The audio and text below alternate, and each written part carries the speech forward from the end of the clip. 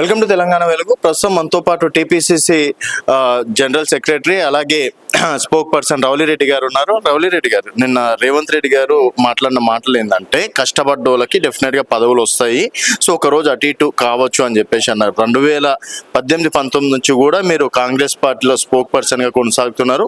But ఇప్పటివరకు మీకు పదవి రాలేదు, రాబోయేది నెక్స్ట్ ఎమ్మెల్సీకి సంబంధించి మీరు ఏమన్నా అంటే లిస్ట్లో ఉన్నారని చెప్పేసి అనుకోవచ్చా, రేస్లో ఉన్నారనుకోవచ్చా?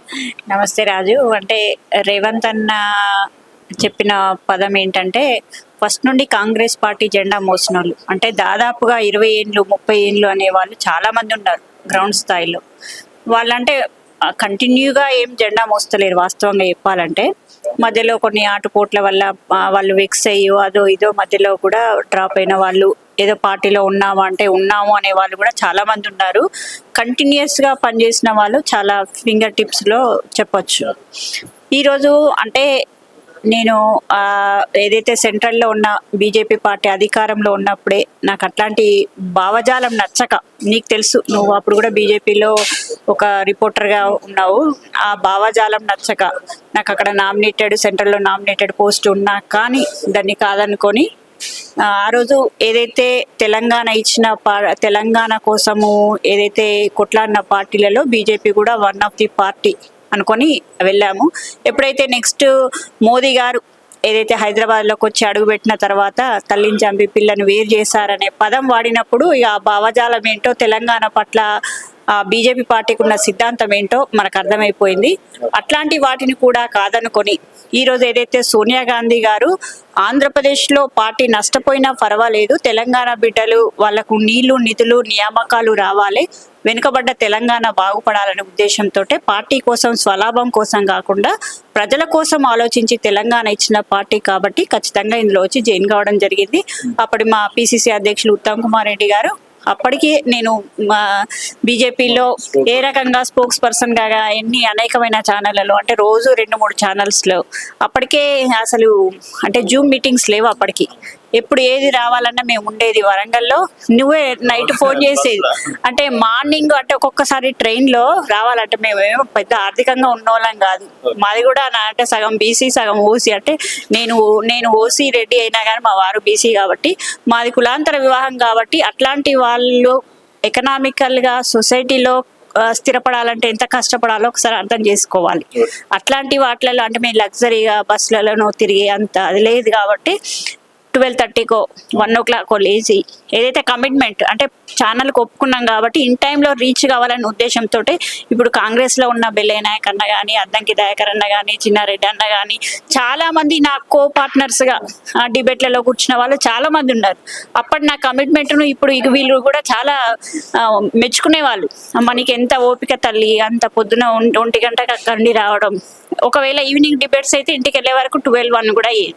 అప్పుడు మనకు హైదరాబాద్లో ఉండే పరిస్థితి లేదు, కొంచెం అంటే ఇంటర్ కాస్ట్ మ్యారేజ్ కాబట్టి ఎక్కువ రిలేషన్స్ తోటి మెయింటైన్ చేయడం కాదు, మనకు సొసైటీలో ఒక స్థానం ఉండాలనే దృఢ నిశ్చయంతో వర్క్ చేయడం జరిగింది. కాబట్టి ఆ టైంలో ఉత్తమ్ కుమార్ రెడ్డి గారు నాకు స్పోక్స్ పర్సన్గా మళ్ళీ ఇందులోనే ఇచ్చేసి ఇందులోనే నన్ను కొంచెం ప్రోత్సహించడం చేయడం వల్ల ఈరోజు నేను మళ్ళీ సెకండ్ టైం కూడా రేవంత్ రెడ్డి గారు పిసిసి అధ్యక్షులైనాక కూడా నాకు స్పోక్స్ పర్సన్ ఇచ్చారు, మళ్ళీ వెంటనే జనరల్ సెక్రటరీ ఇచ్చారు. ఇప్పటికి కూడా పార్టీలో సముచితమైన స్థానం ఉంది. ప్రతిరోజు కూడా అంటే ఎన్ని బై ఎలక్షన్స్ అయినా కానీ, పార్టీ యొక్క ఏ కార్యక్రమం అయినా కానీ, తెలంగాణలో ఏ మూలలో నన్ను వేసినా కానీ నేను 100% అక్కడికి వెళ్ళి, మొన్న కూడా ఆసిఫాబాద్ ఎమ్మెల్సీ ఎలక్షన్లలో 42 నియోజకవర్గాలలో ఒక్క లేడీని నన్ను అడిగారు, వెళ్తారా అంటే వెళ్తానన్నాను, వేశారు. అక్కడికి వెళ్ళి 1 week 10 days ఉండి పని చేసుకోవడం కూడా జరిగింది. కాబట్టి పార్టీ కమిట్మెంట్తో పనిచేయాలనే ఉద్దేశంతో ఉన్న పదవుల కోసం కాదు. పదవులు అనేది మనం కష్టపడితే వస్తాయి. బట్ ఇప్పుడు మనం అంతిమ లక్ష్యం ఎవరికైనా అండి, ఇప్పుడు సీఎం రేవంత్ రెడ్డి గారు కూడా కష్టపడ్డారు, ఆయనకు కూడా సీఎం కావాలని ఒక అవకాశం ఉండే, అలాగే ఆయనకు ఆశ ఉండే. అంటే వారితో పాటు ఎవరికైనా సరే ఒక ఆశ అనేది సహజం. మీరు అంత కష్టపడ్డది నేను ఇతర ఛానల్ కూడా చూడడం అనేది జరిగింది.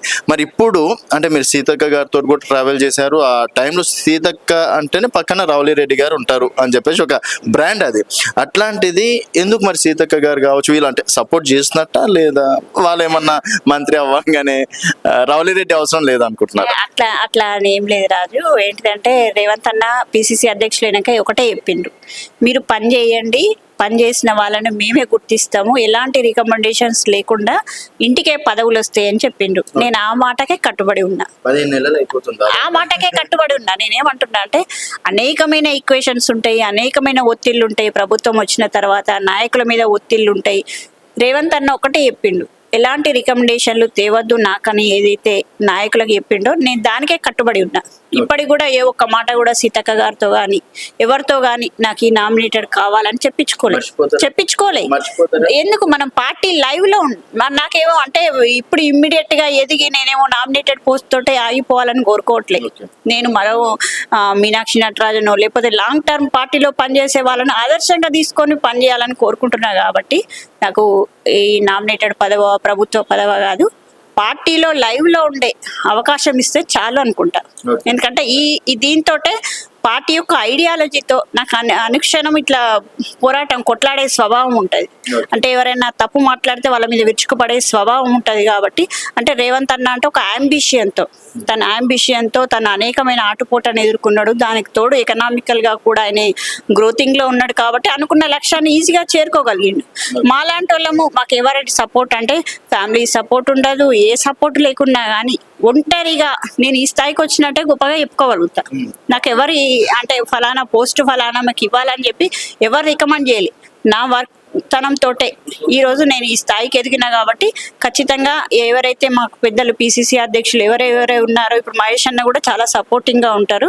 అట్లాంటి మహేష్ అన్న కూడా ఏదైతే ఏమంటారు ఆర్గనైజేషన్ తో వచ్చిన వ్యక్తి కాబట్టి ఎవరు పార్టీలో కష్టపడతారు, ఎవరు కష్టపడరు, ఎవరిని ఎక్కడ పెట్టాలో అనేది పార్టీ అధిష్టానానికి పెద్దలకు తెలుసు. కాబట్టి వాళ్ళు ఎక్కడ పెట్టినా అంటే నేను ఒకటే చెప్తున్నా, నన్ను అంటే ఏదో కమిషన్లలో దానిలో దీనిలో వేసి పార్టీకి దూరం చేయొద్దు అని కోరుకున్నా. అదే రకంగా నేను పార్టీలో లైవ్ లో ఉండే విధంగా ఏ పదవి ఇచ్చినా నాకు ఓకే.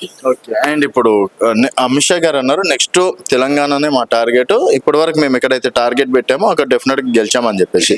సో నెక్స్ట్ తెలంగాణలో బీజేపీ జెండా రెపరెపలాడుతుందని చెప్పేసి అనుకోవచ్చా? ఫస్ట్ ఆ పదం మాట్లాడడానికి వాళ్ళకు అర్హత లేదంట. తెలంగాణ అనే ఏర్పాటునే కించపరిచే విధంగా పదే పదే మాట్లాడే వాళ్లకు అంటే మొత్తం భారతదేశం కాషాయం చేయాలి, మొత్తం వాళ్ళ గుప్పిట్లోకి రావాలనే ఉద్దేశంతో వాళ్ళు ఏ రకంగా ఎలక్షన్ కమిషన్ కానీ ఏ రకంగా ఈ రకమైన ఎలక్షన్లు నిర్వహిస్తే భారతదేశం కాదు ప్రపంచంలో ఎక్కడ ఎలక్షన్ పెట్టినా ఈరోజు బీజేపీ వస్తుందని చెప్తా. ఈ ఎలక్షన్ వ్యవస్థతో అర్థం చేసుకోవాలి, ఈ ఎలక్షన్ వ్యవస్థతో పెట్టిన అమెరికా లాంటి అగ్రగామి రాజ్యాలలో కూడా ఈరోజు ఈ ఎలక్ట్రానిక్ ఓటింగ్ కాకుండా బ్యాలెట్ పేపర్ను కోరుకుంటున్నారు. అంటే ఇవి అంటే ఫోన్ తెచ్చింది కూడా మేమే, ఇంటర్నెట్ తెచ్చింది మేమే, ప్రతిదీ అంతరిక్షంలోకి ఎదిగే రాకెట్ ను తయారు చేసింది కూడా మేమే. అంటే నేనేమంటున్నా అంటే ఒక వ్యవస్థను అనేది మంచిగా వాడుకుంటే మంచి అవుతుంది, చెడుగా వాడుకుంటే చెడు అవుతుంది. ఈ రోజు సోషల్ నేను అదే చెప్తున్నా రాజు, సోషల్ మీడియా అనేది ఈ రోజు మంచికి కోరుకుంటే మంచి అవుతుంది, చెడును కోరుకుంటే చెడు అవుతుంది. ఇంటర్నెట్ లో కూడా ఇంటర్నెట్ తో చెడిపోయే యువత అనేక మంది ఉన్నారు. ఈ రోజు ఎక్కడో కూర్చొని మనం ఇక్కడే రిమోట్ కంట్రోల్ తోటి మెయింటైన్ చేసే కార్స్ వస్తున్నాయి, ఎన్నో వస్తున్నాయి. అట్లాంటప్పుడు ఇది ఎందుకు పాసిబుల్ కాదు అని అనేక ఆధారాలతో చెప్పినట్టే నిజం అనేది కడప దాటదు, అబద్ధం మాత్రం ప్రపంచం చుట్టొస్తుంది అన్నట్టుగా రాహుల్ గాంధీ గారు ఎంత నిజం చెప్పినా మా వరకే ఉంటుంది కానీ నమ్మే వాళ్ళు నమ్మతలేరు. కాబట్టి దీనికి ఖచ్చితంగా ప్రూఫ్స్ కావాల్సిందే. సరే 99 స్థానాలు అని మీరు అంటున్నారు కదా, అది 99 అంటే ఈ రకమైన ఎలక్షన్ వ్యవస్థ రాకపోతే రాహుల్ గాంధీ గారు మొత్తం 543కు 500 వచ్చేటోడు కావచ్చు. అదేందుకు అనుకోవద్దు. సరే కేంద్రం కాబట్టి ఇప్పుడు ఎయిర్పోర్ట్ కూడా వరంగల్ కి కూడా చెప్తున్నా, అమిత్ షా అన్నదానికి చెప్తున్నా. ఈ రోజు వాళ్ళకు ఎక్కడ వేరే పార్టీలు ఉన్నా ఏది ఉన్నా కానీ వాళ్ళ డమ్మి ముఖ్యమంత్రిని పెట్టుకోవాలి, వాళ్ళ చేతిలో ఉండాలి. రేపు కూడా వాళ్ళు ఈ జమిలీ ఎలక్షన్ విధానం తీసుకొచ్చి మరో ఏమంటారు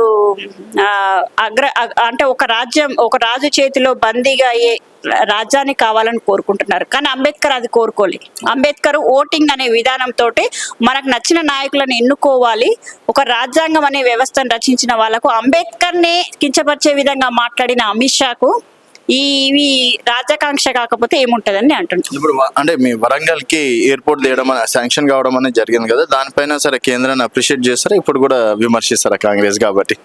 అది విభజన అంశాలు పెట్టిన అంశం.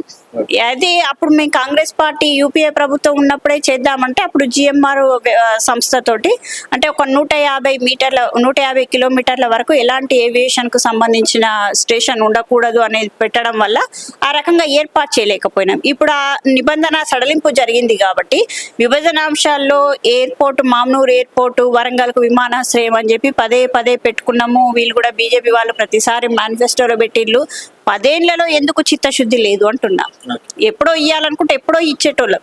మాకు చిత్తశుద్ధి ఉంది, మా ముఖ్యమంత్రి గారికి చిత్తశుద్ధి ఉంది, మా మేనిఫెస్టోలో పెట్టుకున్నాం కాబట్టి మా దాని వెనుకబడి నేనేమంటున్నా,